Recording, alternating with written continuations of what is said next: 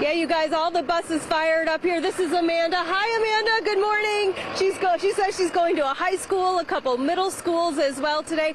67,000 kids here in the Seminole County School District heading back to school. That's in addition to about 8,000 employees, teachers, etc. And for many of them, you know what? The people behind the wheel of these buses are going to be some of the first people that they see, especially the kids. So we've got some district officials out here in the middle of the median waving them off as well. It's been an exciting morning. Now, did anybody notice that we're going back to school on a Friday?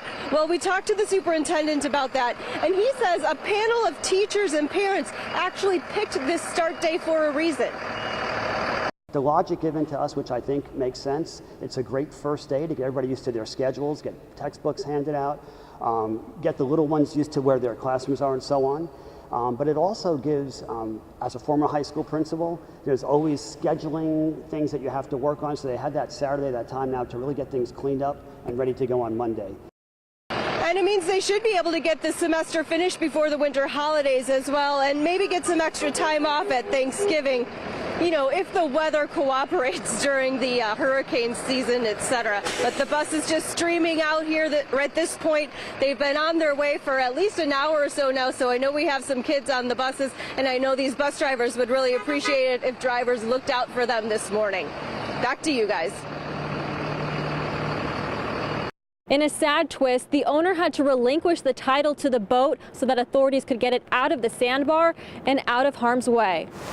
After 6 days stuck on a sandbar and drawing curious beachgoers, this 42-foot trawler is pulled away, never to set sail again. It's an unfortunate situation for the guys that owned it, and I'm sure they, in their wildest dreams, didn't think it was going to turn out this way. It all started the weekend before Independence Day, when Michael McLean and a passenger tried to take the boat from Florida to New York. But they say it all went wrong when they failed to put out enough rope when they dropped the anchor Saturday.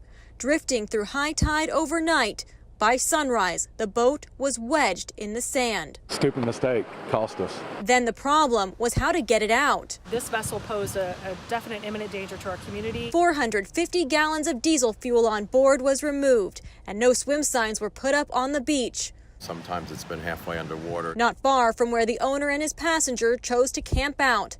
They say they don't have the money to salvage the boat. We all pay for our mistakes sometimes in life. So by relinquishing the title to the boat, authorities were able to get money from a grant to finally get it off the beach.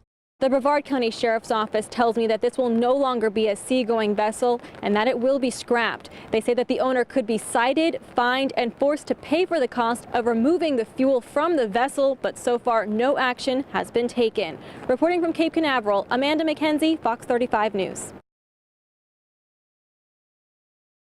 Cyber criminals make victims of more than 17 million of us a year and cost companies buckets and buckets of money. This is an entire conference built around stopping cyber crimes.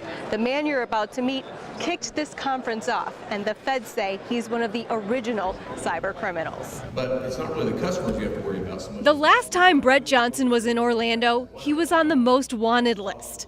The U.S. Secret Service calls him the original internet godfather. Thousands of cyber criminals know him by the handle Gollum Fun.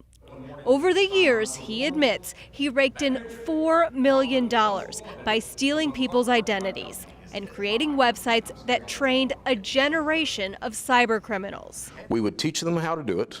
If they didn't have the money, we would front them the product until such time as they could pay us back. And the business grew from there. When he noticed the feds were onto those websites, he originated the kind of tax return fraud that the IRS warns us about each year at tax time. I was able to file a return one every 4 minutes, okay? 8 hours a day, bam, bam, bam, bam, bam. I couldn't set up bank accounts fast enough to do this. Johnson figured out he could get the IRS to deposit tax returns onto a prepaid debit card and took off on a cross-country spending spree that ended in Orlando in 2006. The Secret Service caught up to him, locked him in the Orange County jail, and from there it was 7.5 years in federal prison.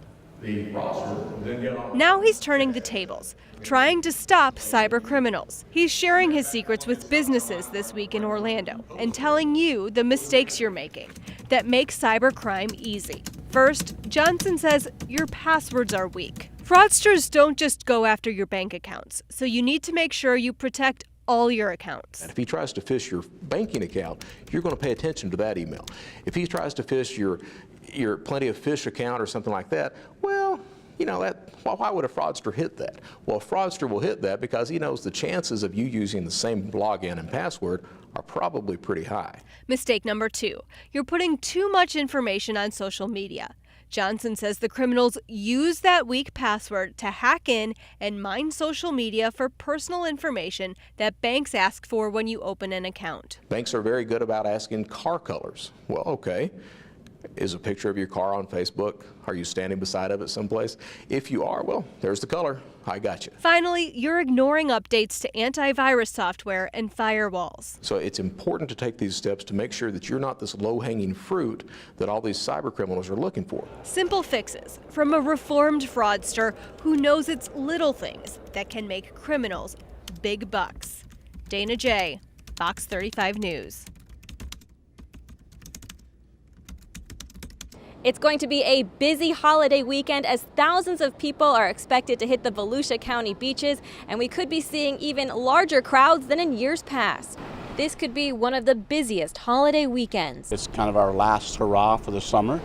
So officials say to arrive early for beach access and parking. We do ask people to get here early for easy access and easy parking. We have been experiencing some soft sand issues, and we do have a midday high tide throughout the weekend. So that means we'll be closing a lot of the beach approaches to driving because of the high tide conditions. The red tide on the west coast may be driving more people to visit the beaches here on the east coast. And yeah, the west coast has lost a lot of business, and we picked up a lot of that business throughout the whole summer. You guys looking good? Got everything we need? He says that's just how the pendulum swings sometimes. Perfect. Their industry is very dependent on the weather and beach conditions. Officials say the water here is safe to enjoy. You may recall earlier in the summer, there were thousands of jellyfish in the water. But that swarm has moved on, and the flag's warning of dangerous marine life have come down. And as of right now, we have no advisories. Everything's good. The only thing we have to worry about over here in Volusia County are rip currents. There will be nearly 100 lifeguards on duty, so officials say to make sure to swim near one of their towers. Officials say alcohol is prohibited on the beaches, so you'll have to enjoy those adult beverages elsewhere. Here at Krabby Joe's on the boardwalk, they're saying is as long as you're standing on the wood, you're good. Reporting in Daytona Beach Shores, Amanda McKenzie, Fox 35 News.